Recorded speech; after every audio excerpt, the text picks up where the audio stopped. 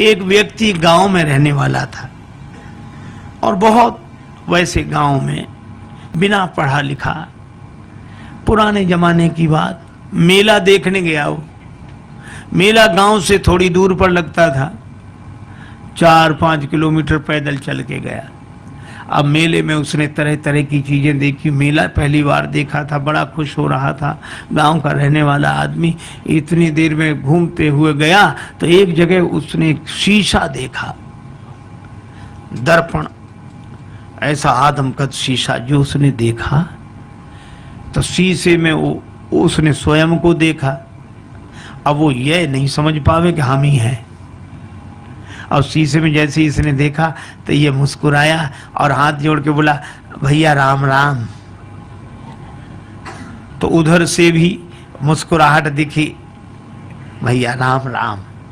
इसने कहा, वाह वाह, बड़े अच्छे भाई साहब हैं, पहली बार मिलने में भी इतने प्रेम से। अब ये कहे, और भैया सब ठीक है? तो वो भी ऐसे कहे। बस दुकानदार से बोला, ये भाई साहब कितने के दिए?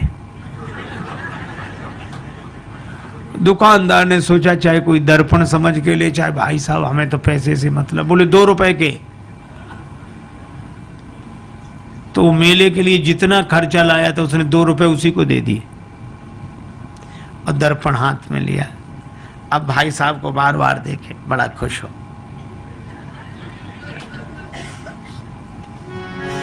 कृषक एक सीसा ले घर आयो, कृषक एक सीसा ले घर आयो, अपनों सो प्रिय साथी पाके हेरी हेरी हर सायो। कृषक एक सीसा ले घर आयो, कृषक एक सीसा ले घर आयो। तन मन धन दर्पण पे वारे, दिन में कीतिक बार निहारे। बार बार नतमस्तक है के बैठक में लटकायो। कृषक एक शीशा ले घर, शीशा लेकर आया, बैठक में लटका दिया। अब वो तन मन धन दर्पण पे वारे, दिन में कीतिक बार निहारे, अपनों सो प्रिय साथी पाके हेरे हेरे हर्षायो। अब भीतर पत्नी के पास बैठे और थोड़ी देर में गए, अच्छा 1 मिनट रुको, अभी आया। फिर जाए, और भैया अच्छी तरह हो, बढ़िया है। फिर लौट कर आ जाए और मन में सोचे, बड़े अच्छे भाई साहब हैं, ना खाते हैं ना पीते हैं और हमेशा मुस्कुराते रहते हैं, प्रसन्न रहते हैं, बहुत अच्छे हैं भैया, वाह वाह। फिर जाए और फिर आ जाए। अब दिन में 2-3 बार ऐसे ही करे तो पत्नी को लगा कि पहले तो ये कभी ऐसे जाते नहीं थे, ये जाते कहाँ हैं? ठीक है, ये जब बाजार जाएंगे तब मैं देखूंगी। वो गए कहीं बाहर घूमने, पत्नी गई देखने कि देखूं तो क्या ये बैठक में क्या है जो बार बार। अब पत्नी गई तो वहां तो शीशा था और शीशे में जो पत्नी ने देखा तो उसे अपनी शक्ल दिखी। पत्नी बड़ी नाराज, अब मैं समझ गई, इसी की वजह से आता है। अब इसने मुक्का ताना, दांत कट गए, चू चू, तो उधर से भी मुक्का ताना, दांत कट गए। बस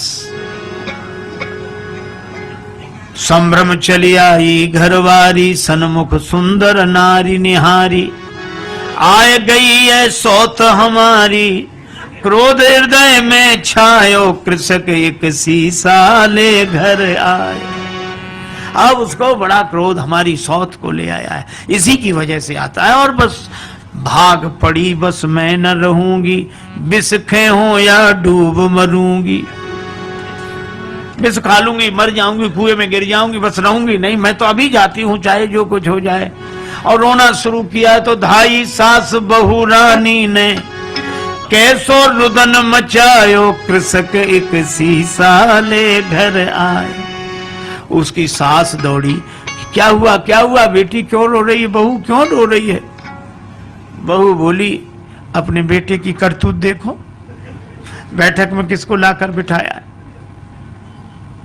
और मैं तो रहूंगी नहीं, चली जाऊंगी। और सास बोली नहीं मैं देखती हूँ। अब सास गई और सास ने बैठक में जाके जो दर्पण देखा तो उसे बुढ़िया दिखाई पड़ी।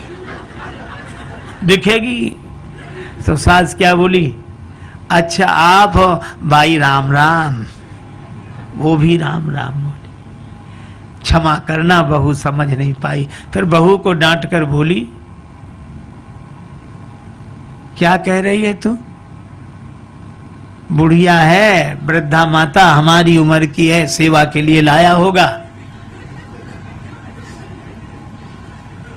आई चली सास तत्क्षण में वृद्धा दीख पड़ी दर्पण में। बहू से बोली, अरे बावरी या बुढ़िया पर मेरो लाल लुभायो। कृषक एक शीशा ले घर आए। अब बहू कहे नहीं नहीं तरुणी है और वृद्धा कहे कि वृद्धा है। अच्छा दर्पण ऐसा जो सामने आ जाए उसी को दिखा दे। बहू सामने जाए तरुणी देखो ये बैठी और सास कहे हट मैं देखती हूँ, वो देखे सो वृद्धा दिखे। अब सास बहू का झगड़ा आके ससुर निवारो। ससुर ने कहा क्या है मैं देखता हूं, क्यों ये कलह मचा रखा है। अब ससुर आया, ससुर ने कहा तुम दोनों अलग हो।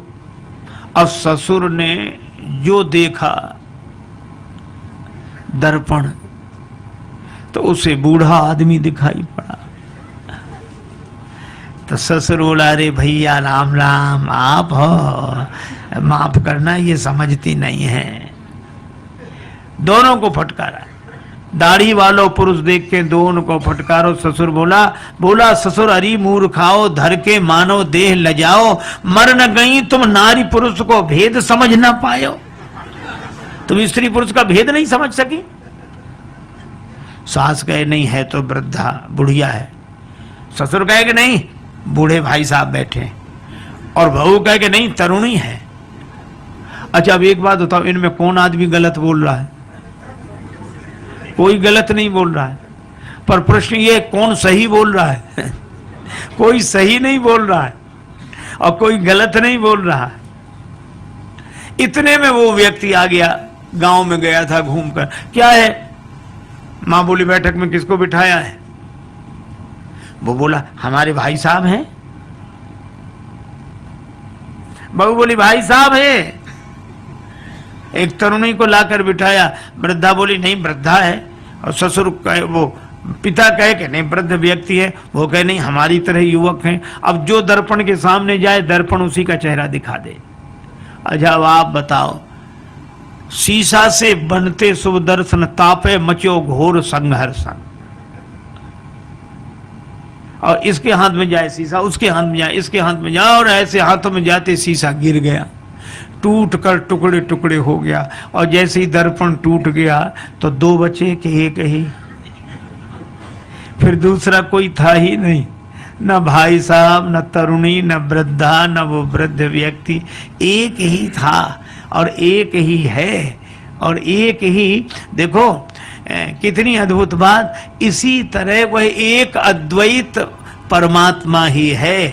प्रेम में वह अनन्यता में एक होकर रहता है, ज्ञान में वह अद्वैत में एक होकर रहता है। ये तो माया के दर्पण के कारण द्वैत की अनुभूति हमें होती है और हम अपने ही उस चेहरे को एक में दो देख लेते हैं, भाई साहब और ये और वो, सब सारा संसार बन जाता है। लेकिन एक आदमी की अंगूठी खो गई, बड़ा परेशान। एक महात्मा मिले, महाराज मेरी अंगूठी खो गई, आप तो सर्वज्ञ हैं, सब जानते हैं, तो बताएं मेरी अंगूठी कहाँ है, बड़ी कृपा होगी। महात्मा बोले मैं बता दूंगा। तो बताओ महाराज कहाँ रह गई?